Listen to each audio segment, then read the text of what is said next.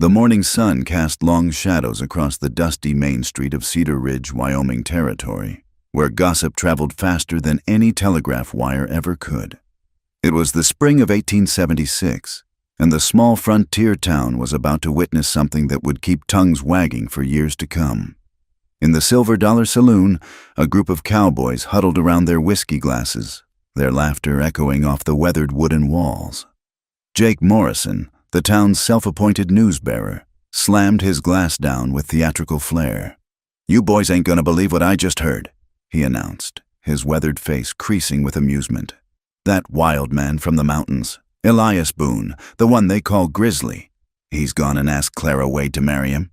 The saloon erupted in disbelieving guffaws. Tom Henderson nearly choked on his drink. "Clara Wade? That spinster who looks like she got hit with the ugly stick and came back for seconds?" "The very same," Jake confirmed, relishing the attention. "Saw it with my own eyes. He walked right into her dress shop yesterday afternoon, stayed maybe 10 minutes, and came out with her saying yes." The laughter grew louder, drawing more patrons to their table. Even the bartender, old Samuel Green, shook his head in bewilderment as he wiped down glasses. "Well, I suppose even the homeliest mare needs a stable," drawled Bill Cooper, the townsbanker, who had wandered over from his corner table. "Though I can't imagine what that mountain man sees in her. Must have been alone up there so long that anything in a dress looks good." Outside the saloon, the news spread like wildfire through the wooden sidewalks and dirt streets. At Murphy's General Store, Mrs. Elizabeth Murphy held court with a circle of bonneted women, their faces a mixture of shock and barely concealed delight at having such juicy gossip to dissect. Poor Clara," Mrs. Murphy sighed dramatically, though her eyes sparkled with anything but sympathy. 32 years old and so desperate she'd accept a proposal from that savage. "He probably threatened her," suggested Mrs. Patterson, the minister's wife. "You know how those mountain men are, more bear than human. Why, I heard he killed a grizzly with his bare hands. And lives in a cave," added young Mrs. Stanley, clutching her shopping basket tighter. "Eating raw meat and Lord knows what else." The women shuddered collectively, their imaginations running wild with tales of Elias Boone's supposed barbarism. None of them mentioned how he'd saved the Garrett family from freezing to death 2 winters ago, or how he'd tracked down the horse thieves who'd plagued the valley last summer. In Cedar Ridge, good deeds were quickly forgotten, but peculiarities were remembered forever. At the barber shop, the men were no kinder. Frank Phillips paused mid-shave to share his opinion with anyone who'd listen. "I've seen prettier faces on wanted posters," he declared. "That Clara Wade's so plain she'd have to sneak up on a glass of water to get a drink." The barber, Pete Crawford, chuckled as he worked. "Maybe Grizzly's eyesight's gone bad from all that snow glares up in them mountains. Only explanation I can figure." Even the children got in on the mockery. Outside the schoolhouse, young Tommy Morrison, Jake's boy, led a group in a cruel chant. "Grizzly and Clara sitting in a tree, UGLY as can be." Their teacher, Miss Sarah Coleman, one of the few who didn't participate in the gossip, shooed them inside with a stern look. But even she couldn't help wondering what had possessed the mysterious mountain man to propose to Cedar Ridge's most overlooked woman. By noon, there wasn't a soul in town who hadn't heard the news. The story grew with each telling. In some versions, Elias had been drunk. In others, it was a bet. The most creative suggested Clara had somehow bewitched him with herbs or potions, though everyone who knew Clara's gentle, unassuming nature found this particularly ridiculous. At the post office, Edgar Whitman sorted mail while regaling customers with his own theory. "Mark my words, he needs a woman to cook and clean for him up there. That's all this is, a business arrangement. Though why he'd pick Clara Wade when there's plenty of prettier gals who'd jump at the chance to marry any man with property." He trailed off as Mrs. Chen, who ran the laundry, fixed him with a disapproving stare. She was one of the few who'd noticed Clara's kindness over the years, how the seamstress often mended clothes for free for struggling families, or quietly left food baskets on doorsteps when times were hard. The afternoon brought no respite from the ridicule. At the blacksmith shop, the ring of hammer on anvil accompanied more jokes. "Maybe she looks better in the dark," suggested the blacksmith's apprentice, earning a round of harsh laughter from the men gathered there. "Or maybe," said Joe Turner, the livery stable owner, "Grizzly figures an ugly wife's better than no wife.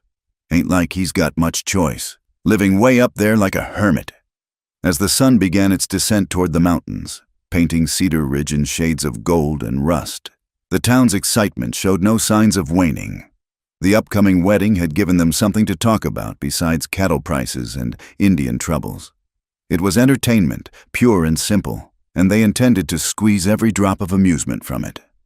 In the hotel dining room, the evening crowd continued the day's sport. Judge Patterson held forth at the head table, his booming voice carrying across the room. "I'll perform the ceremony, of course. It's my duty. But I dare say it'll be the strangest wedding this town has ever seen. Beauty and the Beast, except we're not sure which is which." This brought another wave of laughter, forks clinking against plates as diners enjoyed their meals seasoned with mockery. The waitress, young Amy Chen, Mrs. Chen's daughter, moved between tables with downcast eyes, uncomfortable with the cruel talk, but powerless to stop it. As darkness fell and oil lamps were lit throughout the town, the saloons filled again.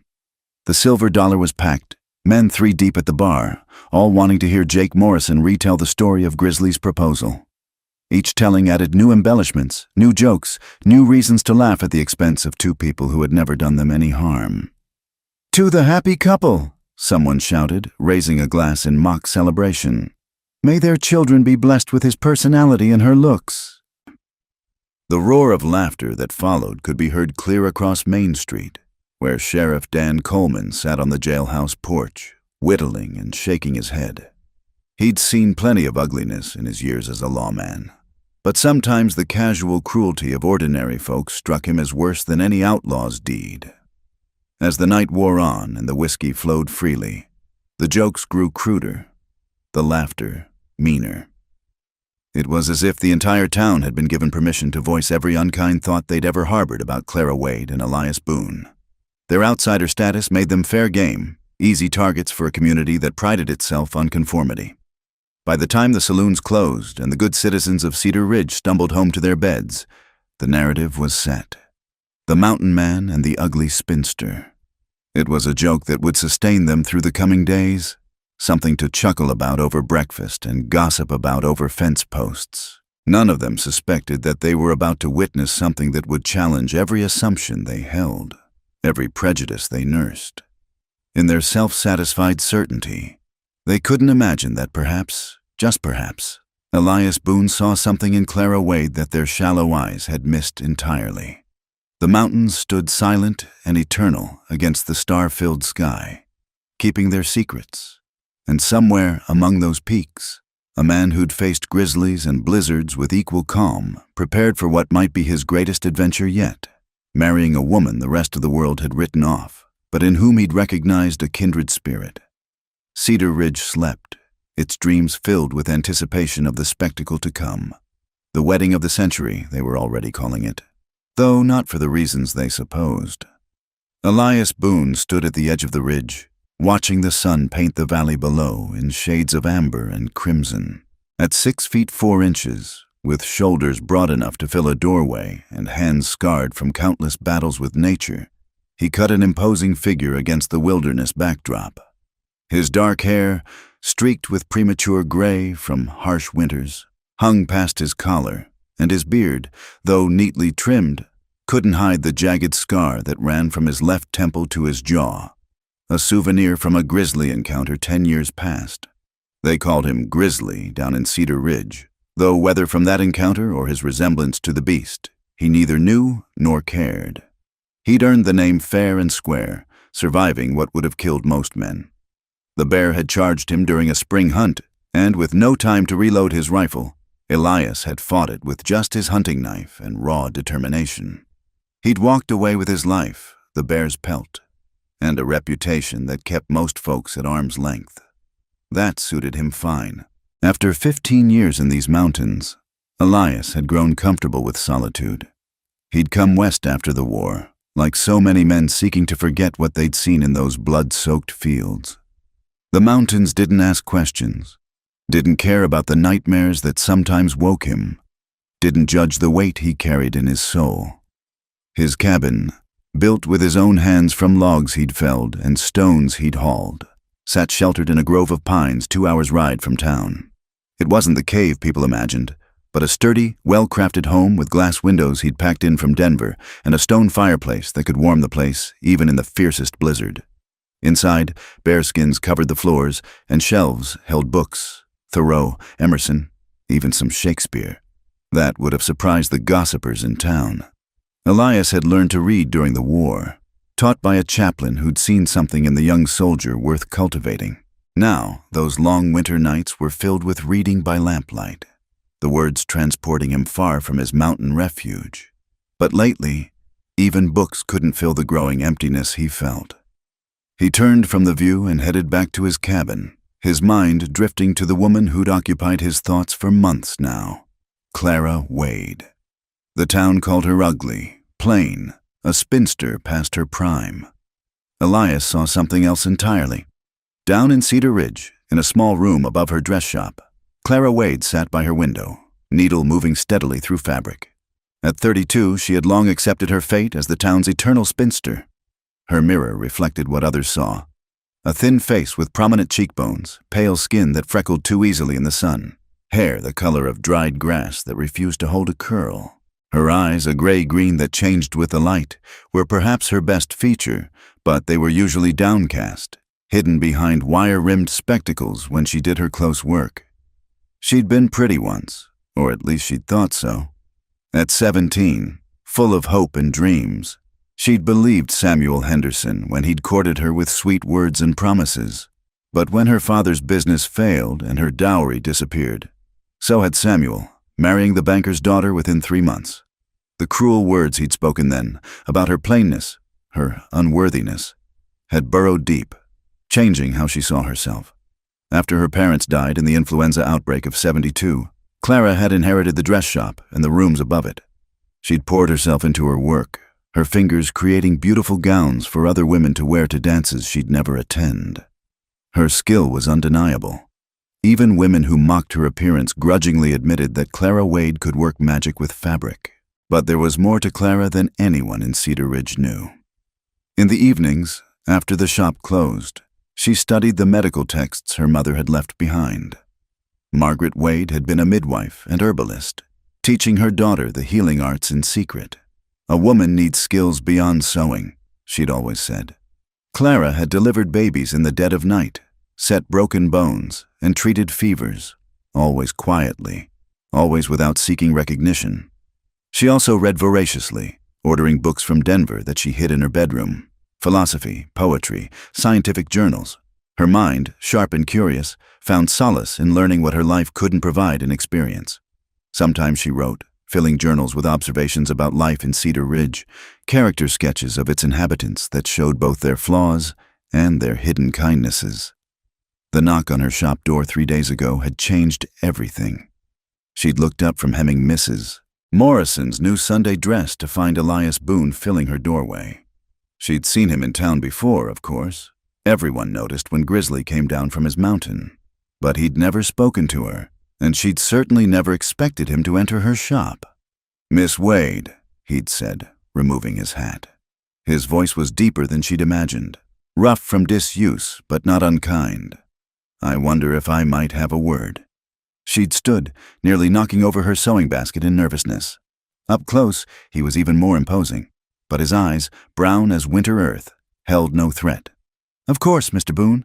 How can I help you? Do you need mending done?" "No, ma'am." He'd shifted his weight, looking almost boyish despite his size and reputation. "I've come to ask you something.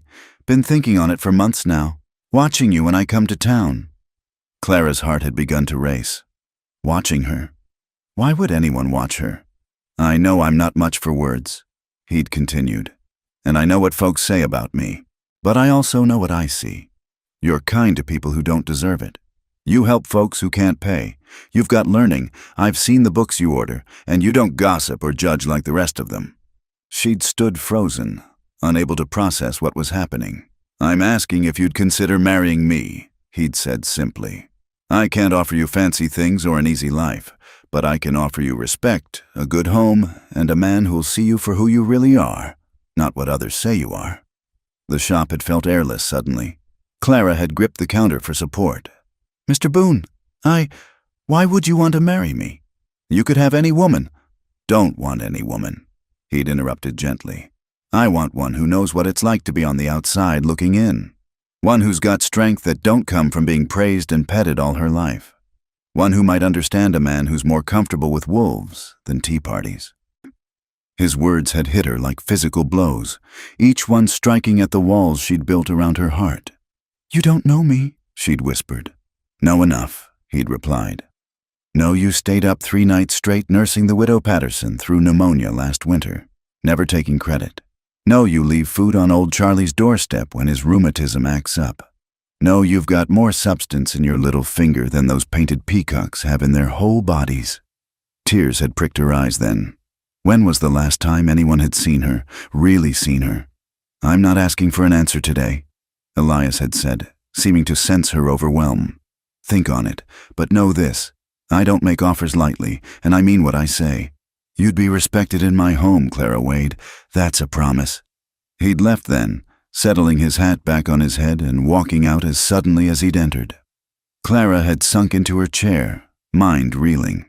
For 3 days she'd thought of little else.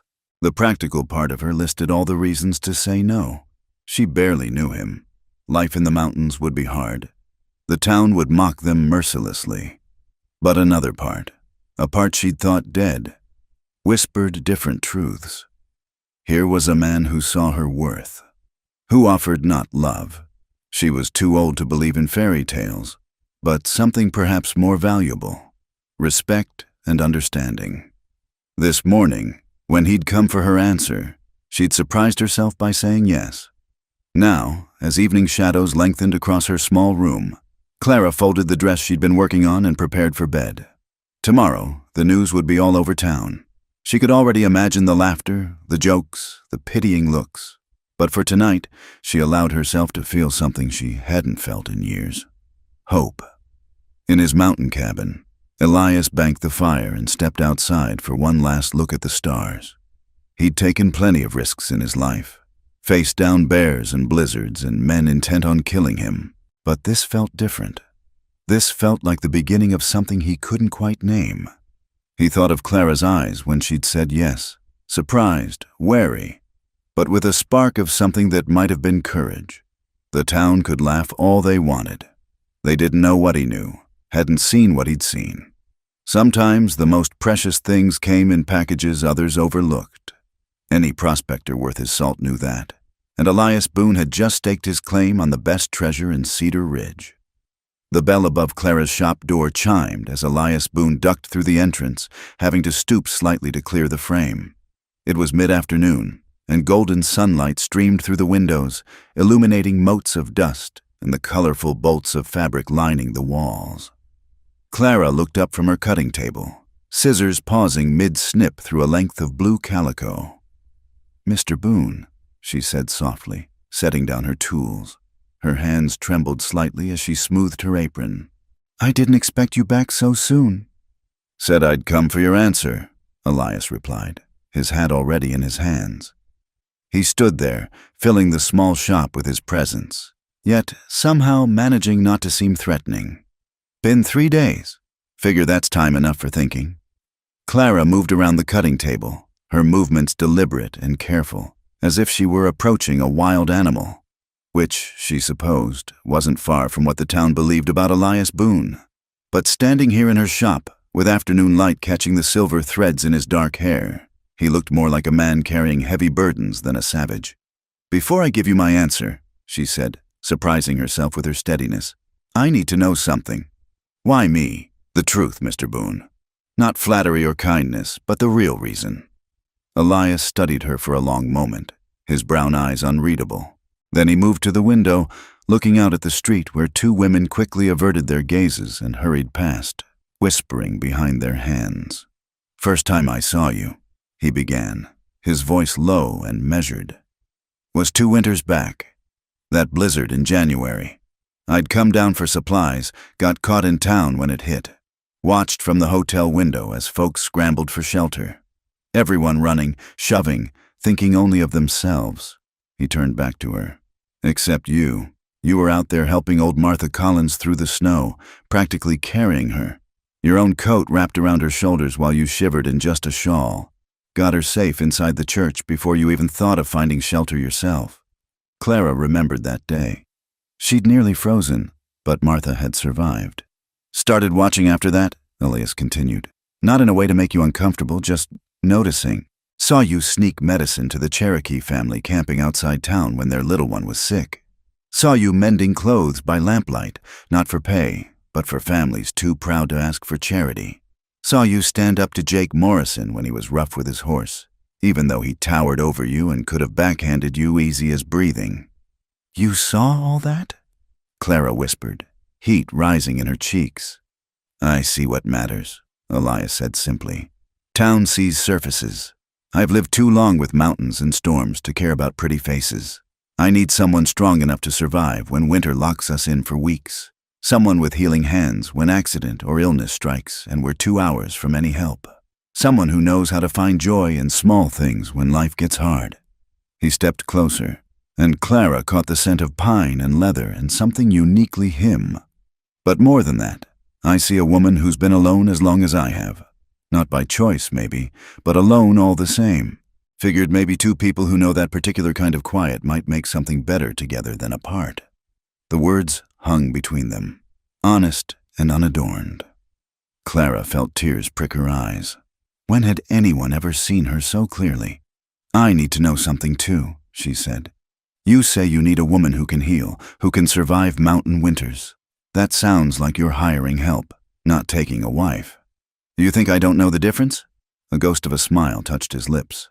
I've got 2 good hands. I can cook, clean, mend what needs mending. If all I wanted was a housekeeper, I'd hire one. What I'm offering is partnership. Equal say in decisions, your own space when you need it, respect for your learning and your skills, and maybe, given time. He paused, seeming to search for words. Maybe something more than partnership. Can't promise love. Don't know if I remember how, but I can promise to try. Clara walked to her chair and sat down heavily, her mind spinning. Everything he offered was more than she'd ever dared hope for. But still, the town will crucify us, she said quietly. They already laugh at me, add you to it, and we'll be the joke of the territory. Let them laugh. Elias's voice carried the firmness of mountain granite. Their opinions matter as much to me as a coyote's howl. Question is, do they matter to you? And there it was, the real question. Clara thought of 15 years of pitying looks, of whispered comments, of being invisible, except when she was the butt of jokes. She thought of nights crying into her pillow, of dreams that had withered like autumn leaves. Then she thought of this man who saw her worth, who offered respect and partnership, and the possibility of something more. They used to matter, she admitted. Maybe they still do a little, but she stood, squaring her shoulders. But I'm tired of living my life by their measure. Tired of being small and quiet and grateful for scraps of kindness. So? Elias prompted, and she could see tension in the set of his shoulders, as if her answer truly mattered to him. Clara took a deep breath, feeling as if she stood on the edge of a cliff. One step forward would change everything, but staying where she was, that was no longer an option. Yes, she said, the word coming out stronger than she expected. Yes, Mr. Boone, I'll marry you. Something shifted in Elias's face, relief perhaps, or satisfaction. He nodded once, firmly. Good. We'll do it proper. I'll speak to Judge Patterson today. Arrange things. 2 weeks give you enough time to settle your affairs? 2 weeks? Clara's head spun at the speed of it. No point in waiting, Elias said practically. Gives the town less time to try to talk you out of it, though they'll try anyway. As if to prove his point, the shop door burst open, bells jangling harshly. Mrs. Murphy stood there, face flushed with excitement and false concern. Clara, dear, I just heard the most ridiculous rumor. She stopped short, seeing Elias. Oh, Mr. Boone, I didn't realize. Ma'am, Elias said politely, though his eyes were cold as winter ice. Clara, Mrs. Murphy recovered. Might I have a word? Privately? Whatever you have to say can be said in front of Mr. Boone, Clara replied, finding strength in his solid presence. He's my intended, after all. Mrs. Murphy's mouth opened and closed like a landed fish. So it's true? Oh, my dear, surely you haven't thought this through. A woman of your delicate sensibilities, and a man who lives like a wild animal. Careful, Elias said softly, but there was warning in it. Mrs. Murphy drew herself up. I'm only thinking of Clara's welfare. She has no idea what kind of life awaits her up in those mountains. The isolation, the danger, the complete absence of civilized company. You mean the absence of people who've spent 15 years treating her like she's invisible except when they need their dresses mended? Elias cut in. That kind of civilized company? The older woman flushed. Clara is a respected member of our community. Respected? Clara found her voice, years of suppressed anger suddenly bubbling up. When have any of you respected me, Mrs. Murphy? When you pay me half what my work is worth because you know I need the money? When you whisper behind your hands about the poor spinster when I walk by? When you only acknowledge me when you need something? Clara. Mrs. Murphy looked genuinely shocked.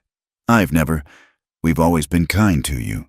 Kind, Clara repeated bitterly. Yes, the kind of kindness you show a dog. Pat it on the head occasionally, throw it scraps, but never let it forget its place. Elias moved slightly, positioning himself beside Clara in subtle support. The gesture wasn't lost on Mrs. Murphy, whose eyes darted between them nervously. I came here out of Christian concern, the older woman said stiffly. But I see my worry is misplaced. You've clearly made your choice, Clara Wade. Don't come crying to us when you realize what a mistake you've made. She swept out, slamming the door hard enough to rattle the windows. Clara sank into her chair, trembling with the aftershock of confrontation. That was just the beginning, Elias said quietly. They'll come at you harder over the next 2 weeks. Try to scare you, shame you, whatever it takes to keep things the way they are. Why do they care so much? Clara asked, genuinely puzzled. How does my marriage affect them? Because you're stepping out of the box they put you in, Elias explained. If plain Clara Wade can find a husband, can stand up to them, can choose her own path, what does that say about their neat little order of things? You're threatening their world just by not staying in your assigned place. Clara considered this, finding truth in his words. Were you assigned a place too? Mountain man, wild hermit, dangerous but useful when they need someone to track outlaws or hunt down predators. His smile was wry. We're both curiosities to them. Difference is, I never cared. You did. I'm learning not to, Clara said, and meant it. Elias reached into his coat and pulled out a small leather pouch. This is yours. Consider it a bride price, or just practical preparation. Should be enough to close out any debts. Stock up on supplies you'll need. Maybe get yourself some warmer clothes. Mountain nights are cold. Clara took the pouch, feeling the weight of gold coins inside. I can't. You can and you will, he interrupted. Pride's a luxury neither of us can afford.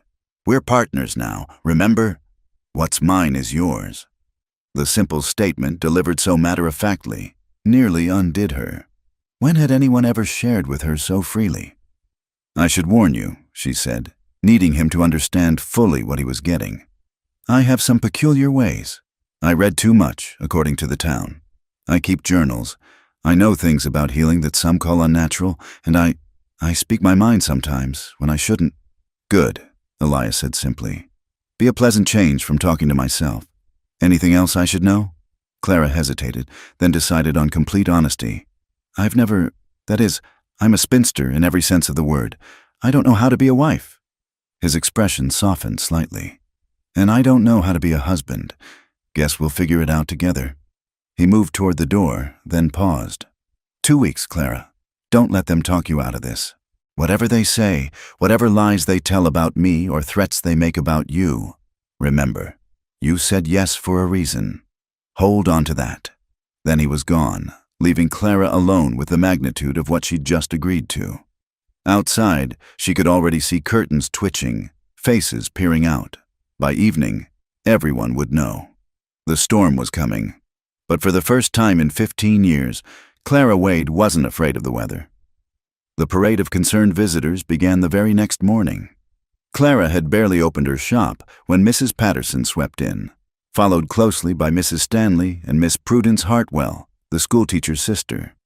They arranged themselves in her small sitting area like a tribunal, faces set in expressions of grave concern. "Clara, dear," Mrs. Patterson began, her minister's wife demeanor perfectly calibrated for delivering difficult truths. "We've come as your friends, your true friends, to help you see reason." Clara continued sorting through her thread spools, not trusting herself to look at them directly. "And what reason would that be, Mrs. Patterson?" "This absurd engagement, of course," Miss Hartwell burst out, her thin face pinched with disapproval. "That man is entirely unsuitable for any respectable woman, let alone someone of your delicate constitution."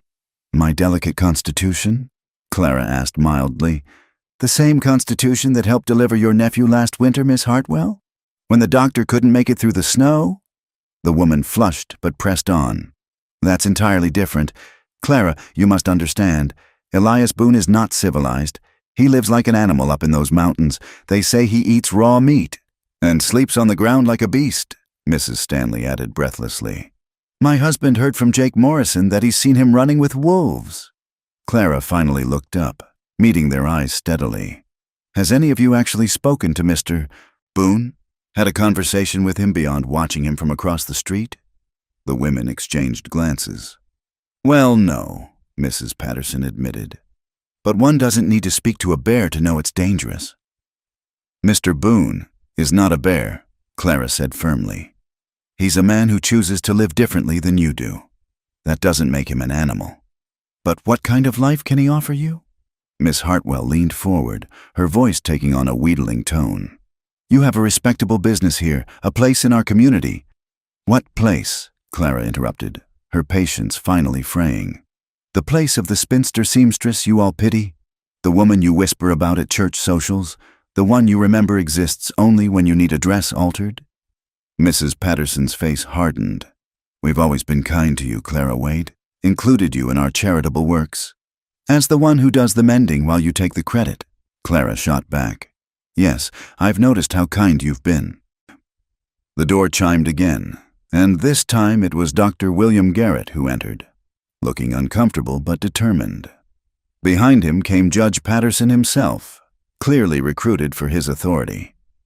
"Ladies, if you'll excuse us," the judge said smoothly. "I need to speak with Miss Wade about the legal ramifications of her decision." The women reluctantly filed out, but not before Mrs. Stanley whispered loudly, "We tried, dear. Remember that when you're trapped up there with that brute?" Once they were gone, Judge Patterson settled his considerable bulk into a chair, while Dr. Garrett remained standing, fidgeting with his medical bag. "Clara," the judge began, "I've come to explain certain legal realities. Once you marry, everything you own becomes your husband's property. This shop, your savings, even the clothes on your back. You'll have no recourse if he proves difficult." "I understand the law, Judge Patterson," Clara replied coolly. "I also understand that Mr. Boone has already provided me with funds to settle my affairs properly, which is more than my father did for my mother." The judge's eyebrows rose. "He gave you money before the wedding? Is that so strange, that a man might trust his intended?" Dr. Garrett cleared his throat. "Clara, there's another matter. Your health. A woman of your age, unused to, that is, the physical demands of marriage." Clara felt heat rise in her cheeks, but kept her voice steady. "I've delivered 7 babies, doctor. I think I understand the physical realities of marriage. But you've never—" He stopped, clearly flustered. "What I mean is, a man like Boone, accustomed to rough living, might not be gentle." "Enough!" Clara stood, her small frame rigid with anger. "How dare you come into my shop and speak to me this way? Would you say such things to Mrs. Morrison when she married her 3rd husband? Or to young Jenny Carter when she wed that traveling salesman nobody knew anything about?" "Those were different situations," Judge Patterson said stiffly. "Yes, they were pretty and young and therefore deserving of happiness," Clara said bitterly. "While I should be grateful to spend my remaining years as your wife's unpaid seamstress." The door burst open again, bells jangling violently. This time it was Elias himself, his large frame filling the doorway. His eyes took in the scene. Clara standing defiant, the two men looking guilty, and his jaw tightened. "Gentlemen," he said, his voice dangerously quiet. "Something I can help you with?" Judge Patterson stood hastily. "Mr. Boone, we were just—" "Harassing my intended." Elias stepped fully into the shop, and both men instinctively backed away. "Because that's what it looks like from where I'm standing." "We were concerned for Clara's welfare," Dr. Garrett said, trying to sound professional but achieving only nervous. "Were you—" Elias moved to stand beside Clara, not touching her but close enough that she could feel his warmth. "Funny how that concern only showed up when she agreed to marry me. Where was it the past 15 years while she struggled alone?" "Now see here," Judge Patterson began. "No, you see here," Elias cut him off. "Clara Wade is under my protection now. Any man who disrespects her disrespects me, and I think you both know how I handle disrespect. The threat wasn't explicit, but it didn't need to be." Both men had heard the stories, Elias tracking down the men who'd stolen from him, leaving them tied to trees for the sheriff to find. His fight with Big Tom Hawkins when the man had insulted an Indian woman. His reputation for never forgetting a slight. "We meant no harm," Dr. Garrett said quickly. "We were just concerned." "Your concern is noted and rejected," Clara said, finding courage in Elias's presence. "Now, unless you have business that requires my services, I'll ask you to leave." They left quickly, the judge muttering about legal documents and the doctor about house calls. When they were gone, Clara sank into her chair, suddenly exhausted. "They'll get worse," Elias warned. "This was just the opening salvo." "I know." Clara looked up at him. "Why did you come? Not that I'm ungrateful, but saw them heading this way. Figured you might need backup." He studied her face. "You held your own, though. Did good." The simple praise warmed her more than flowery compliments ever could have. "I'm not used to standing up to them. Gets easier with practice." He moved to the window, watching the street. "Though I could make it stop. One word from me and they'd leave you alone until the wedding." Clara considered this. It would be easier letting him fight her battles, but no, I need to do this myself. I've been invisible so long I almost forgot I had a voice. I need to remember how to use it. Elias nodded approvingly. "That's the spirit I saw in you. Just remember, you don't have to fight alone anymore." He was about to leave when the door opened once more. This time it was young Amy Chen, looking nervous but determined. "Miss Clara, Mama sent me with this." She held out a small package wrapped in brown paper. "She says to tell you congratulations, and that true friends see with the heart, not the eyes." Clara's eyes misted as she took the package. Inside was a beautiful silk handkerchief embroidered with mountain wildflowers. "Tell your mother thank you," she managed. Tell her it means everything." Amy smiled shyly, nodded to Elias, and scurried out. "See?" Elias said quietly. "Not everyone in this town is blind." Over the next week, the campaign intensified. Women came in groups, trying to wear her down with dire predictions. Men stopped by to warn her about the dangers of mountain living. Even Reverend Patterson himself made an appearance, speaking gravely about the sanctity of marriage and the importance of choosing wisely. But Clara had found her backbone. To each visitor, she presented a calm face and firm resolve. When Mrs. Morrison suggested Elias might beat her, Clara asked sweetly if that was Mr. Morrison's approach, given the bruises she'd noticed on the woman's arms. When Tom Henderson warned that Elias might abandon her in the mountains, she inquired whether that was worse than being abandoned in plain sight, as she had been for 15 years. The turning point came when Samuel Henderson himself appeared. Clara hadn't seen her former beau in years. He usually sent his wife for any sewing needs. Now he stood in her shop, still handsome in a soft, pampered way, trying to look noble. "Clara," he said, as if they were old friends, "I feel responsible for your situation." "Oh?" She didn't look up from her sewing. If things had been different between us, you wouldn't be driven to this desperate choice." Now she did look up, seeing him clearly for perhaps the first time. The weak chin, the shifty eyes, the soft hands that had never known real work. "You're right," she said calmly. If you hadn't shown me exactly how worthless your promises were, I might have spent my life waiting for another man just like you. Instead, I'm marrying someone who sees my value, not my dowry. So thank you, Samuel. You did me the greatest favor of my life." He left red-faced and stammering, and Clara realized with wonder that she meant every word. The pain he'd caused had shaped her, yes, but it had also taught her to recognize real worth when she saw it. That evening, as she was closing up shop, Elias appeared with a bundle. "Brought you something," he said gruffly, handing it over. Inside were fur-lined gloves, a heavy wool cloak, and sturdy boots, all practical, all necessary for mountain life, but all of finest quality.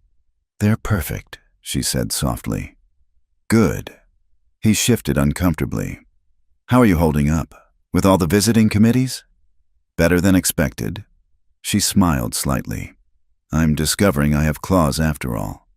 "Never doubted it." He paused at the door. 4 more days, Clara, then we can leave all this behind." "I'm counting the hours," she admitted, and was surprised to find it was true. As he left, Clara fingered the soft fur of the gloves and thought about transformation. The town saw her upcoming marriage as a tragedy, the final chapter in the sad story of plain Clara Wade.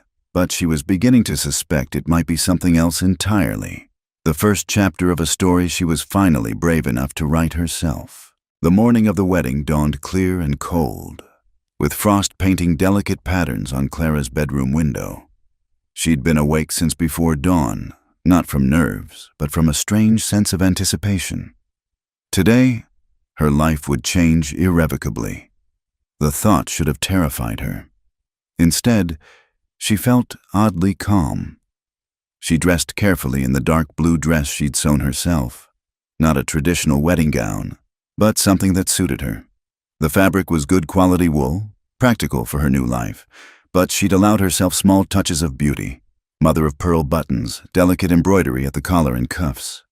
Her mother's cameo brooch rested at her throat. As she pinned up her hair, Clara studied her reflection. The same plain face looked back, but something had changed in the past 2 weeks. Her chin lifted higher, her eyes held a spark that hadn't been there before. She wasn't beautiful, would never be beautiful, but perhaps she was something better. Perhaps she was herself. The church bells began ringing at 10 o'clock, and Clara could hear the unusual bustle in the street below. It seemed half the territory had come to witness the spectacle of Grizzly Boone marrying plain Clara Wade. She took a deep breath, gathered her small bouquet of dried wildflowers. Elias had brought them yesterday, gathered from his mountain meadow, and descended the stairs. Amy Chen waited at the bottom, her mother beside her. Mrs. Chen pressed Clara's hand warmly. "You look lovely, Miss Clara, like woman who knows her worth." "Thank you," Clara whispered, throat tight with emotion. The walk to the church felt both endless and far too short. People lined the streets, openly staring, whispering behind hands and fans. Clara heard snatches of commentary. "Look at her, trying to pretty herself up. That dress won't make a difference. Poor thing, she has no idea what she's in for. Betty doesn't even show up." But Clara kept walking, head high, eyes forward. Let them talk. After today, their opinions would be as distant as their faces. The church doors loomed before her. Inside, she could hear the crowd's excited murmur, like buzzards gathering for a feast. Clara paused, hand on the door handle, and took one last breath as Cedar Ridge's spinster seamstress. Then she pushed open the doors. The church was packed, every pew filled, people standing along the walls, children perched on shoulders for a better view. The whispers rose to a crescendo as Clara appeared, then suddenly died, because there, at the altar, stood Elias Boone, but not the Elias Boone they knew. Gone were the rough leather clothes, the wild hair, the mountain man appearance that had earned him his nickname. In his place stood a man transformed. He wore a black suit, clearly new, that had been tailored to fit his powerful frame perfectly. His hair was neatly trimmed, his beard shaped and groomed. His boots shone with polish. A silver watch chain glinted across his vest. He looked not like a savage from the mountains, but like a successful rancher or businessman, respectable, dignified, commanding. The collective gasp from the crowd was audible. Women who'd called him a beast now stared with something approaching appreciation. Men who'd mocked him from the safety of their whiskey glasses now straightened unconsciously, recognizing the presence of someone to be reckoned with. But Elias had eyes only for Clara. As she walked down the aisle, she saw his expression, steady, sure, with a warmth that made her forget the hundreds of watching eyes. When she reached him, he offered his hand, and she took it without hesitation. "You came," she whispered. "Said I would," he replied simply. Then, lower, just for her, "You look beautiful." She knew he meant it, and that was all that mattered. Judge Patterson cleared his throat, looking distinctly uncomfortable in his ministerial role. His son, the regular minister, had conveniently been called away, leaving the judge to perform the ceremony. "Dearly beloved," he began, his voice lacking its usual pompous authority, "we are gathered here today to witness the union of Elias Boone and Clara Wade." The ceremony proceeded with painful slowness. Judge Patterson seemed to be drawing it out, perhaps hoping someone would object, would stop this upheaval of the social order. But the crowd remained silent, mesmerized by the transformation before them. When it came time for the vows, Elias spoke clearly, his deep voice carrying to every corner of the church. "I, Elias, take you, Clara, to be my wife.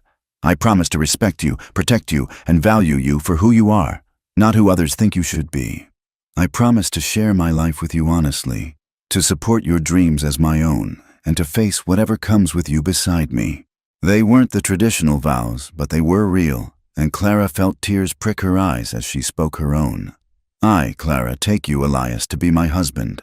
I promise to stand with you against all storms, to bring healing where there's hurt, to create a home with you built on trust and understanding.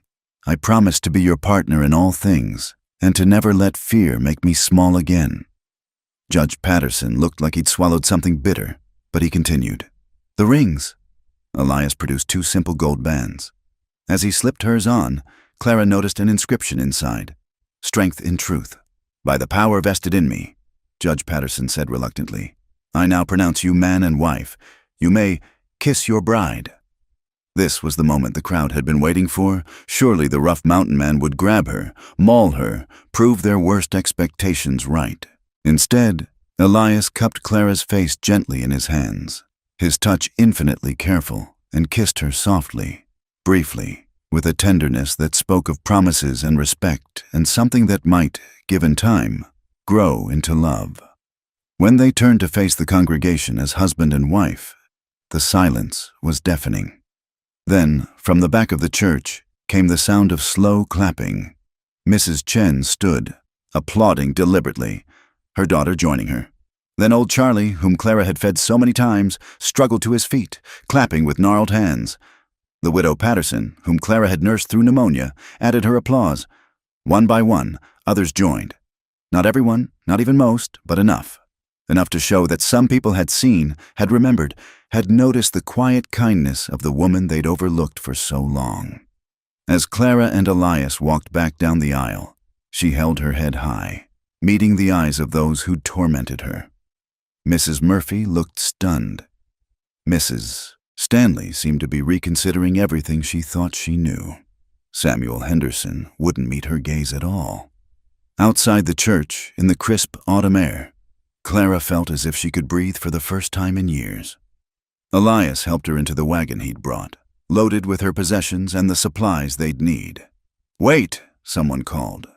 It was Miss Sarah Coleman, the schoolteacher, running despite her proper skirts. "Clara, I wanted to say I'm sorry, for never speaking up, for letting them—" She trailed off, then pressed a small package into Clara's hands. "For your new home, and thank you for everything you've done that went unthanked." Others approached then, people Clara had helped over the years, quietly, without recognition. The Cherokee family she'd given medicine to, the young mother whose baby she'd delivered, the old miner whose infected wounds she'd treated, and each offered small gifts, quiet thanks, acknowledgement that came too late, but was precious nonetheless. Finally, as the sun reached its zenith, Elias helped Clara onto the wagon seat. The crowd had reformed, watching this final act of the drama they'd come to witness. "Ready?" Elias asked quietly. Clara looked back at Cedar Ridge, At the shop where she'd spent so many lonely years. At the people who defined her by their narrow vision. At the life she was leaving behind. Then she looked at the man beside her. At the mountains rising in the distance. At the unknown future waiting. "I've been ready my whole life," she said. As they drove out of town, Clara heard the buzz of conversation resume behind them. She knew the story would be told and retold, embellished and altered. The wedding of the century, they'd call it, though not for the reasons they'd expected. "You did well back there," Elias said as the town faded behind them. "So did you." She glanced at his transformed appearance. The suit was a surprise. "Wanted them to see you weren't marrying some wild man. Wanted them to know I could be civilized when it mattered." He tugged at the collar uncomfortably. "Though I'll be glad to get back to my regular clothes." Clara laughed, actually laughed, the sound surprising them both. "I think you've given them enough to talk about for years." "Good. Maybe they'll be too busy gossiping to bother us." As the wagon climbed toward the mountains, Clara felt the weight of years lifting from her shoulders. Behind them lay judgment and mockery and small-minded cruelty. Ahead lay challenges, certainly, but also possibility. She was no longer plain Clara Wade, the spinster seamstress. She was Clara Boone, wife of a man who saw her truth, heading toward a life she'd chosen for herself. And despite what the town might whisper in the coming days, that made her the richest woman in the territory. The journey to Elias's mountain home took nearly 3 hours, the wagon climbing steadily through pine forests and along narrow trails that made Clara grip the seat. As they ascended, the air grew thinner and cleaner, scented with evergreen and the promise of snow. Neither spoke much during the ride, both aware that everything between them would be different once they reached their destination. When they finally emerged into a clearing, Clara caught her breath. The cabin wasn't the crude shack she'd half expected despite Elias's descriptions. Built of solid logs with a stone chimney sending up a welcoming spiral of smoke, it nestled against a backdrop of towering peaks. Glass windows caught the late afternoon sun, and a covered porch ran along the front. To one side stood a well-built barn and corral, to the other a small garden plot waiting for spring. "It's beautiful," she said softly. "It's home," Elias replied, but she caught the pleased note in his voice. "Our home now." He helped her down from the wagon, his hands lingering at her waist a moment longer than necessary. In the golden light of approaching evening, away from the town's prying eyes, Clara felt the first flutter of nervousness. They were truly alone now. Husband and wife, in fact, as well as law. Inside, the cabin was even more surprising. The main room served as both kitchen and living area, with a large stone fireplace dominating one wall. Handmade furniture showed skill and care in its construction. Shelves held not just the expected supplies, but books, dozens of them. A bearskin rug covered the plank floor, and oil lamps waited to push back the mountain darkness. "There's a bedroom through there," Elias said, gesturing to a door, "and a small room I use for storage, but it could be, that is, if you need your own space." "Thank you," Clara said, understanding his delicate offer. Despite their marriage, he was giving her the option of privacy until she was ready for more. They spent the early evening hours establishing a tentative domestic rhythm. Elias brought in her belongings while Clara explored the kitchen, finding it well stocked and organized. She prepared a simple meal, venison stew from meat he'd already had soaking, fresh bread she'd brought from town, preserved vegetables from his root cellar. As they ate by lamplight, the intimacy of the situation settled around them like a blanket. In town, there had always been the buffer of other people, of social conventions. Here, there was just the two of them, the crackling fire and the vast silence of the mountains. "I should tell you," Elias said suddenly, setting down his spoon. "I've never done this before. Been married, lived with someone. I don't know the rules, the expectations." "Neither do I," Clara admitted. "I suppose we make our own rules." He nodded slowly. "I meant what I said in town, about respect, about taking time. I know the law says you're my property now, but I don't hold with that. You're my partner, not my possession." Clara felt warmth that had nothing to do with the fire. "And I meant what I said about not letting fear make me small. But I am nervous. This is all so new. We don't have to figure it all out tonight." Elias said gently. We have time. After dinner, they sat by the fire, the awkwardness gradually easing as they talked. Elias told her about the cabin, how he'd built it over 2 years, choosing each log carefully, chinked the gaps with his own hands. Clara shared her plans for the garden, the herbs she wanted to grow for healing. When full darkness fell and the fire burned low, Elias stood. I'll bank the fire. The bedroom's yours tonight. I'll take the storage room. There's a cot in there I use sometimes. Elias, Clara said softly, standing as well. This is your bed, your home. I won't drive you out of it on our wedding night. He went very still. Clara, I don't expect... I know. She took a breath, gathering courage. But we're married. And while I'm not ready for everything, I think we could share the space, learn to be comfortable with each other. In the dim light, she saw something flicker across his face. Surprise, perhaps, or hope. If you're sure. The bedroom was simple but clean, with a large bed covered in quilts, a washstand, and hooks for clothing. Clara retreated behind a screen to change into her nightgown, her hands trembling slightly as she unpinned her hair. When she emerged, Elias had his back turned, giving her privacy to slip under the covers. He blew out the lamp before joining her, the bed dipping under his weight. They lay side by side in the darkness, carefully not touching, the space between them feeling both vast and impossibly small. Clara, Elias said quietly into the darkness, can I tell you something? Yes. You're not what they said you were. Not plain, not ugly. When I look at you, I see strength, intelligence, kindness that runs bone deep. That's beautiful to me. Clara turned toward him, though she could barely make out his silhouette in the darkness. How long were you watching me before you proposed? 2 years, give or take. Started as curiosity, wondering about the woman who helped others but always stood alone. Became something more. Admiration. Respect. And then I realized I was looking forward to my town visits, not for supplies, but for the chance I might see you. Realized I was storing up things to tell you, even though we'd never spoken. That's when I knew. Knew what? That I was lonely, in a way that had nothing to do with being alone. That I wanted a partner, a companion. Someone to share the silence with who'd understand that sometimes silence is better than words. Clara felt tears slip down her cheeks. I was lonely too, surrounded by people, but utterly alone. They looked right through me, like I was made of glass. Not glass, Elias said firmly. Steel, just hadn't been tested yet.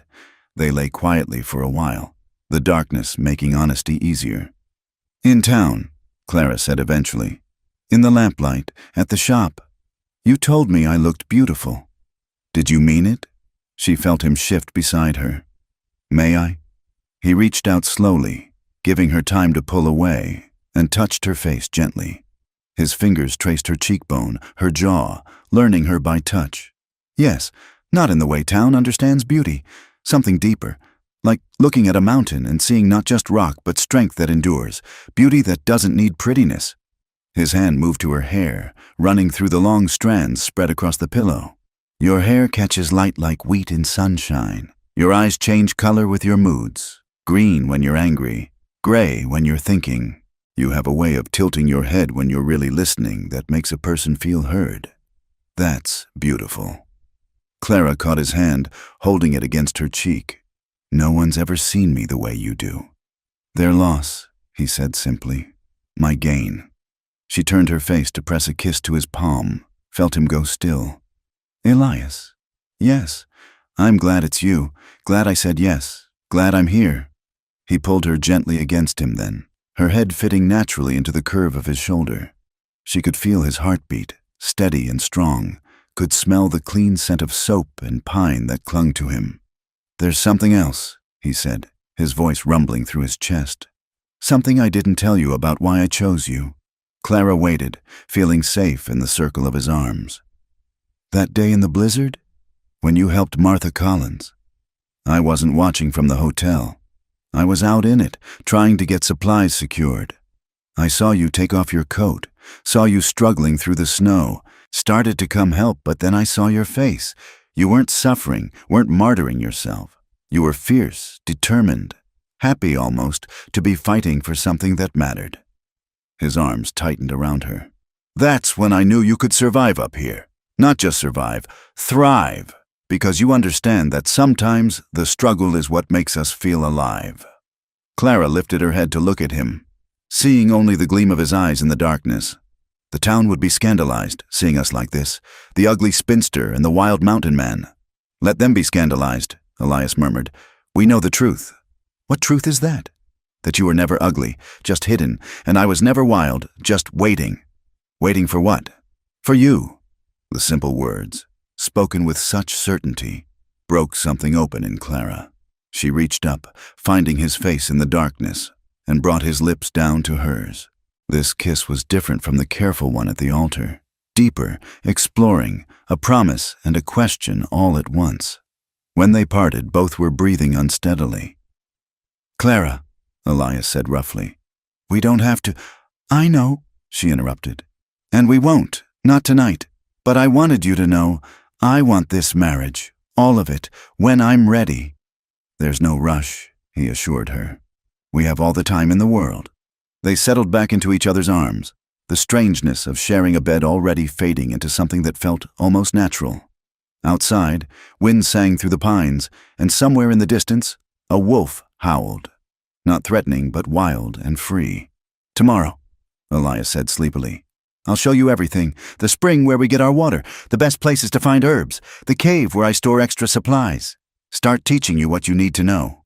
And I'll make this place more of a home, Clara promised. Curtains for the windows, maybe some cushions for those chairs. Nothing fancy, just touches of you, he finished. Good. It needs that. As sleep began to claim them, Clara marveled at the turn her life had taken. This morning she'd woken as a spinster in a small room above a shop. Tonight she lay in the arms of a man who saw her truly, in a cabin on a mountain, with a future spread before them as vast as the sky. The town had been wrong about so many things, but most of all about this. There was nothing ugly about Clara Boone, and nothing savage about the man who held her like she was precious beyond measure. In the darkness of their wedding night, with desire banked like coals waiting to be stirred to flame when the time was right, they began the slow, sweet process of building a marriage based on truth, respect, and the growing certainty that they had each found their match in the most unexpected place. The last thing Clara thought before sleep took her was that the town would be shocked if they could see her now. But then again, the town had never really seen her at all. Only Elias had, and that, in the end, was all that mattered. The first test of Clara's mountain mettle came just 3 weeks after the wedding. Elias had gone hunting, expecting to be back by nightfall, when the temperature dropped suddenly and snow began falling in thick, heavy sheets. Clara watched from the window as the world turned white, trying not to worry as darkness fell with no sign of her husband. By midnight, with the snow still falling and the wind howling like a living thing, she made her decision. Bundling herself in the warm clothes Elias had bought her, she lit a lantern and ventured out to the barn. The cold hit her like a physical blow, stealing her breath, but she pushed forward. If Elias was caught in this storm, he'd need help. She saddled the gentlest horse, a mare named Buttercup, with hands that shook only slightly. Elias had taught her the basics of riding in their first weeks together, though he'd never imagined she'd need the skill so soon. Tying a rope between the barn and the cabin porch, a trick he'd shown her for navigating in whiteout conditions, she set out into the storm. The wind tried to tear her from the saddle. Snow blinded her, but Clara pressed on, following the trail Elias had taken that morning. Her medical training kicked in as she considered the dangers: hypothermia, frostbite, disorientation. She pushed the thoughts aside and focused on moving forward, calling Elias's name into the wind. She found him 2 miles from home, his horse down with a broken leg, Elias himself half buried in snow where he'd taken shelter against a rock face. His lips were blue, his breathing shallow, but he was alive. "Fool woman," he mumbled as she knelt beside him. "Should have stayed inside."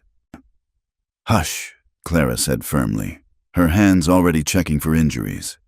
His ankle was twisted, possibly broken, and his body temperature dangerously low. "Can you ride?" Working with efficiency born of necessity, She got him onto Buttercup, wrapping her own coat around him despite his protests. The journey back was a nightmare of wind and snow, and Elias's increasingly incoherent mumbling, but Clara's determination never wavered. She'd lost too much in her life to lose him now. Back at the cabin, she worked through the night. She splinted his ankle, warmed him gradually by the fire, forced hot broth between his lips when he regained consciousness. Her mother's teachings flowed through her hands. Which herbs to steep for warming tea, how to check for frostbite, the signs of dangerous cold exposure. By dawn, the storm had passed and Elias was sleeping normally. His color returned. Clara sat beside the bed, exhausted but victorious. When he woke, his eyes were clear and focused on her face. "You saved my life," he said simply. "You would have done the same for me. That's not the point." He caught her hand, studying her with something like awe. "The town said you were weak, delicate, but you rode out into a killing storm and brought me home." "I'm stronger than I look," Clara said with a small smile. "No," Elias corrected. "You're exactly as strong as you look. I've always seen it. Now you see it too." Word of Clara's rescue somehow reached town, perhaps through the trapper who stopped by a week later for supplies. The story grew in the telling, as stories do, until Clara had fought off wolves and carried Elias 10 miles through the snow. But at its heart, the truth remained. The delicate spinster had saved the mountain man's life. The second test came a month later, this time in the form of danger rather than nature. Clara was alone, Elias having gone to town for supplies, when she heard horses approaching. 3 men rode into the clearing, rough-looking sorts with hard eyes and harder smiles. "Well, well," the leaders said, dismounting without invitation. "Heard Grizzly got himself a woman. Didn't believe it, but here you are." Clara stood on the porch, rifle in hand as Elias had taught her. "Gentlemen, my husband isn't home, but I'll be happy to offer you water for your horses before you move on." They laughed, an ugly sound. "Hospitable, I like that. Thing is, we've got business with your husband. He interfered with our enterprise last year. Cost us significant money." Clara remembered Elias mentioning running off claim jumpers who'd been terrorizing legitimate miners. These must be them. "Then you'll need to take that up with him when he returns," she said calmly, though her heart raced. "Which should be soon." "Soon. Or," the second man suggested, moving closer, "we could leave him a message. Nothing permanent, just something to remember us by." Clara raised the rifle. "That would be unwise." They laughed again. "Lady, do you even know how to use that thing?" In response, Clara shot the hat off the leader's head, the sound echoing across the clearing. Before they could recover from their shock, she'd already levered another round into the chamber. "The next one won't be aimed so high," she said coolly. "My husband taught me well, and I've been practicing on rabbits, much smaller targets than you gentlemen." But they weren't done. The third man, who'd been silent until now, suddenly rushed the porch. Clara swung the rifle like a club, catching him across the jaw, then dove inside and barred the door. They could hear them circling the cabin, looking for another way in. Clara's mind raced. Elias had shown her the cabin's defenses, windows that could be shuttered and barred, the second rifle hidden by the back door, the signal fire ready to light on the roof. But 3 men, determined and angry. Then she remembered something else, something from her mother's teachings about plants that could incapacitate without killing. Moving quickly, she grabbed her medicine bag and mixed a powder into a pot of coffee, then unbarred the door. "Gentlemen," she called out sweetly, "I apologize for my rudeness. Please come in and warm yourselves. We can discuss this like civilized people." Suspicious but cold, they entered. Clara served them coffee with steady hands, chattering nervously like the weak woman they expected her to be. Within 10 minutes, all 3 were violently ill, rushing outside to empty their stomachs. By the time they recovered enough to be angry, Clara had their guns and horses secured in the barn. She stood on the porch again, rifle ready. "The effects will pass in a few hours," she informed them. "But I suggest you start walking now. It's a long way to town, and my husband will be back soon. He's not as forgiving as I am." They stumbled off, supporting each other, casting murderous looks back but too sick and disarmed to do anything about it. Clara watched until they were out of sight, then finally allowed herself to shake. When Elias returned that evening, he found their horses in the barn and Clara calmly cooking dinner. She told him the story matter-of-factly, as if drugging and disarming 3 outlaws was an everyday occurrence. Elias listened in growing amazement, then pulled her into his arms. "You wonderful, terrifying woman," he murmured against her hair. "Remind me never to make you angry." "They'll be back," Clara warned. "No, they won't." His voice was grim. "I'll track them tomorrow, make sure they understand that threatening my wife carries consequences. But Clara, you handled them. Alone. Do you understand how remarkable that is?" She pulled back to look at him. "I did what needed doing. Isn't that what we do up here? What needs doing?" "Yes," he said, kissing her soundly. "That's exactly what we do." The story spread this time too, enhanced and embellished until Clara had taken on 12 men with her bare hands. The truth was impressive enough. She'd outthought and outmaneuvered 3 dangerous men without firing a lethal shot. Winter settled over the mountains in earnest, and Clara proved her worth again and again. When a trapper arrived half dead from infection, she operated on his leg by lamplight, saving both the limb and his life. When supplies ran low during a 3-week blizzard, she showed creativity in stretching what they had, making meals from things Elias hadn't even considered edible. But perhaps the most telling moment came on a quiet evening in December. They were reading by the fire, Elias with a book on agriculture, Clara with a medical journal, when they heard a faint scratching at the door. Elias opened it to find a wolf pup, half-starved and nearly frozen. "Poor thing," Clara said immediately, scooping it up despite Elias's warning about wild animals. "Look, it's been abandoned, maybe orphaned." "Clara, wolves aren't pets." But she was already warming the pup by the fire, trickling water between its jaws. "I know, but I won't let it die for being born a wolf. We'll nurse it back to health and release it come spring." Elias watched his wife tend the wild creature with the same gentle efficiency she'd shown with him, and felt his heart constrict with an emotion he was only beginning to name. The pup survived, following Clara around the cabin like a dog, sleeping at her feet. Even when it grew stronger, it showed no fear of her, as if recognizing a kindred spirit, something wild that had learned to survive in civilization's clothing. By the time spring's first thaw came, the transformation was complete. Not of Clara. She'd always been strong, resourceful, capable, but of how she saw herself, how she moved through the world. The woman who'd once crept through town trying to be invisible now strode with confidence. The hands that had sewn in silence now healed and helped and held a rifle with equal skill. One morning, as they released the wolf, now grown healthy and strong, back into the wild, Elias said what he'd been thinking for months. "You know, the town had it all wrong. You're the beautiful one. I'm the beast you transformed with your courage." Clara laughed, the sound echoing off the mountains. "We transformed each other. That's what partners do." As they walked back to the cabin hand in hand, Clara thought about the journey from that shop above Main Street to this mountain home. The town would never understand what had happened here, would never grasp how the ugly spinster had become this woman who could face down storms and outlaws with equal determination. But that was all right. She had everything she needed: a home, a purpose, and a man who'd seen her truth from the beginning. The rest of the world could keep their narrow definitions of beauty and worth. Up here in the mountains, Clara Boone had found something far more valuable: herself.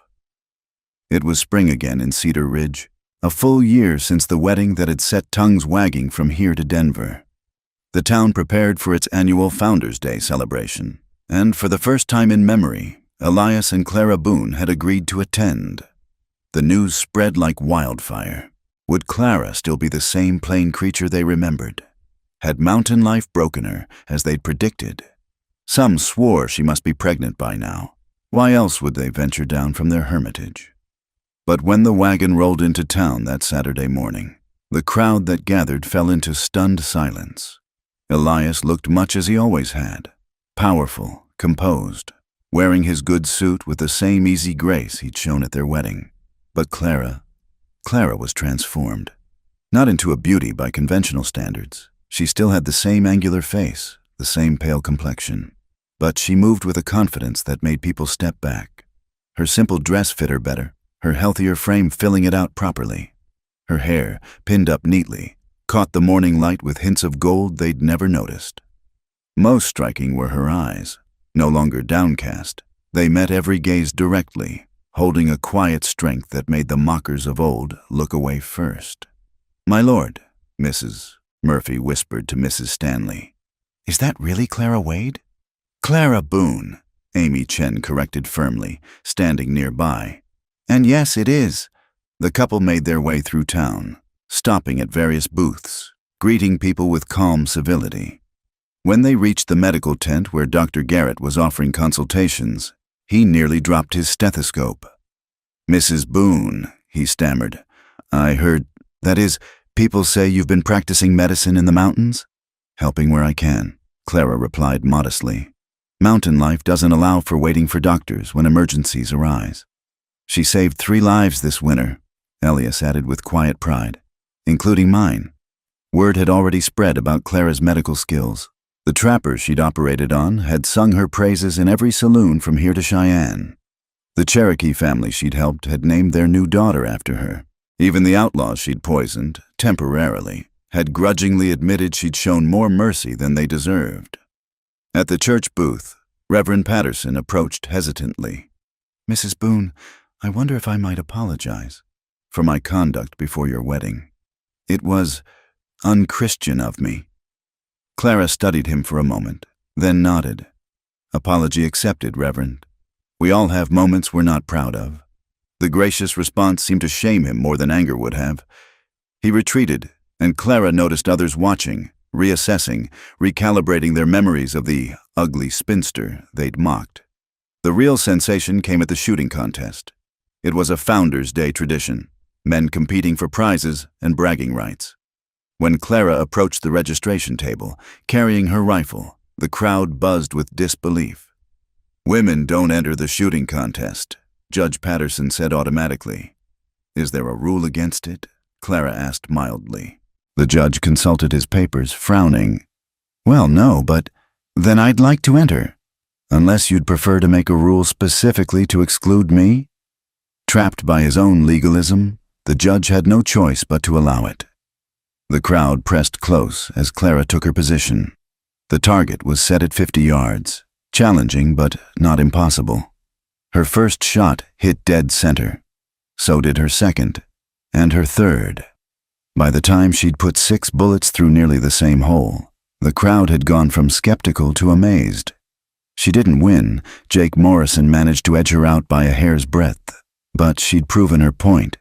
"Where'd you learn to shoot like that?" someone called out. "My husband taught me," Clara said simply, "and I practiced." Amazing what a person can learn when they apply themselves. But the true revelation came at the social that evening. The town hall was decorated with bunting and flowers, couples dancing to the fiddle band. When Elias and Clara entered, conversation stuttered to a halt. They made a striking couple, he in his dark suit, she in a deep green dress that brought out the color in her eyes. But it wasn't their clothes that drew stares.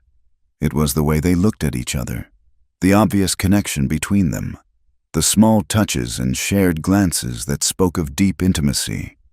"Would you dance with me, Mrs. Boone?" Elias asked formally, though his eyes held warmth. "Always, Mr. Boone," she replied, taking his hand. They moved onto the floor, and it became clear that somewhere in their mountain home, they'd been practicing. They danced with the coordination of long partners, her hand resting trustingly on his shoulder, his arm protective around her waist. When he spun her, her face lit with genuine joy, and when he pulled her close, she looked at him like he hung the moon. "They're in love," Mrs. Chen said softly to her daughter. "Real love, not the showy kind." It was true, and everyone could see it. The way Elias's face softened when he looked at his wife. The way Clara unconsciously leaned toward him even when they weren't touching. The private smiles, the wordless communication, the easy affection of 2 people who'd found their match. When the music ended, others approached them, tentatively at first, then with growing confidence. The banker's wife complimented Clara's marksmanship. The blacksmith asked Elias about a new technique for tempering steel. Slowly, the couple was drawn into the community that had once rejected them. But the climactic moment came when Samuel Henderson, Clara's former beau, approached with his wife. Mrs. Henderson, pretty in the faded way of women who'd gotten everything too easily, looked Clara up and down with barely concealed envy. "Clara," Samuel said awkwardly, "you look, well." "Thank you, Samuel," Clara replied pleasantly. "Marriage agrees with me. I heard about your adventures. Quite remarkable for someone who was always so—" He trailed off, unable to find a polite way to say pathetic. "So overlooked," Clara suggested gently. "Yes, it's amazing what people are capable of when someone believes in them." Elias appeared at her elbow then, his presence a subtle reminder of who Clara belonged to now. Samuel retreated hastily, but not before Clara saw the regret in his eyes. He'd thrown away gold while chasing fool's brass, and now he knew it. As the evening progressed, the stories began to flow. The shopkeeper mentioned how Clara had saved the trapper. The minister's wife admitted she'd heard about the outlaws. Even Jake Morrison, after a few drinks, loudly proclaimed that Grizzly's wife was the best shot he'd seen in years, for a woman. By the time Elias and Clara prepared to leave, the transformation was complete, not just of Clara, but of the town's perception. The woman they'd mocked as the ugliest in the territory stood before them radiant with confidence and happiness. The marriage they'd laughed at as a desperate match between rejects had become something to envy. "You know they'll be talking about this for years," Clara said, as Elias helped her into the wagon. "Let them talk," he replied, echoing his words from their wedding day. "But I think the story will be different now." He was right. In the coming weeks and months, the tale spread throughout the territory. But it had changed. No longer was it the joke about the mountain man and the ugly spinster. Now it was a romance, a transformation, a story of two outsiders who'd found each other and created something beautiful. The story grew with each telling. Clara's rescue of Elias became more dramatic. Her confrontation with the outlaws gained epic proportions. Their love story accumulated the polish of legend. The beast who saw beauty where others saw plainness. The overlooked woman who bloomed under the light of real love. But in their mountain cabin, as summer gave way to autumn and autumn to winter, Elias and Clara lived the quieter truth. They worked side by side, building their life together. Clara's garden flourished, providing herbs for healing and vegetables for their table. Elias's hunting and trapping prospered, with Clara keeping the books and managing their increasing trades with town. On quiet evenings, they'd sit by the fire, Clara with her medical journals, Elias with his books on philosophy or agriculture. Sometimes they'd read aloud to each other. Sometimes they'd just sit in comfortable silence, the kind that comes from perfect understanding. "Do you ever regret it?" Clara asked one snowy night, a year and a half after their wedding. "Marrying the ugly spinster?" Elias pulled her close, pressing a kiss to her temple. "I married the strongest, smartest, bravest woman in the territory, who also happens to be beautiful, though she still doesn't quite believe it." "The town believes it now," Clara mused. "Funny how success changes people's vision."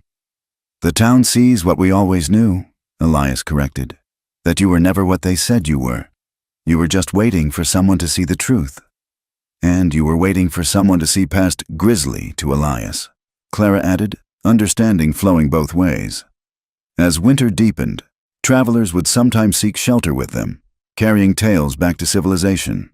They spoke of the mountain couple's hospitality, of Clara's healing skills and Elias's wisdom, of a partnership so seamless it seemed they'd been together decades rather than years. The legend grew, as legends do. In some versions, Clara had been beautiful all along, hiding her looks to test the hearts of men. In others, love itself had transformed her, like a fairy tale. The truth, that confidence and happiness and being seen truly could change how a person carried themselves, was somehow both simpler and more profound. Years later, when Cedar Ridge had grown into a proper town with sidewalks and a hospital, old-timers would still tell the story. They'd point to the mountain where the Boones lived, successful now with their trading post and Clara's healing practice, their children strong and wild and free. "See that mountain?" they'd say. "That's where Grizzly Boone took his bride." Everyone said she was the ugliest woman in the territory, but he saw different, saw what was inside, and when she stood up at their wedding, when she walked through town a year later, when she saved his life and fought off bandits and became the best healer this side of Denver, well, we all learned something about looking deeper. The young people would roll their eyes, thinking it another tall tale, but the old-timers knew better. They'd been there. They'd seen Clara Wade become Clara Boone, watched plain turn to striking, weakness to strength, mockery to legend. And in their cabin, as the years passed and their love deepened like wine aging in oak, Clara and Elias would sometimes laugh about it. The town that had mocked them now held them up as an example. The woman once called ugly was now remembered as beautiful. The man once feared as savage was now respected as wise. "They never did understand," Clara would say, her hair silver now, but her eyes still bright. "No," Elias would agree, pulling her close despite the creaking in his bones. "They saw the ending but missed the truth, which was that you were always beautiful. They just needed the right eyes to see it, and I was the lucky fool who had them." In the end, that was the real story. Not of transformation, but of recognition. Not of ugly becoming beautiful, but of beauty being revealed. Not of mockery turned to praise, but of two people who found in each other what the rest of the world had missed. And perhaps that's the greatest love story of all.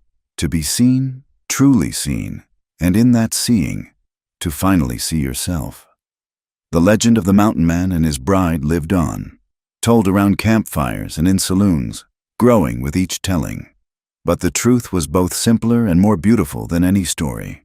Two outsiders had found each other, chosen each other, and built a life that proved the mockers wrong in the best possible way, by being happily, defiantly, gloriously themselves. And if you listen close on a quiet mountain night, they say you can still hear it, the echo of laughter from a cabin where love made beauty out of what the world called plain, where courage grew from kindness, and where ugly became the most beautiful word of all, because it led to everything that came after. Thank you so much for listening to this story. I'd love to hear where you're tuning in from. Please share in the comments below.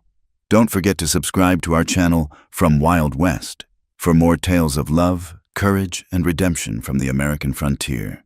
What did you think of Clara and Elias's journey? Share your thoughts with us.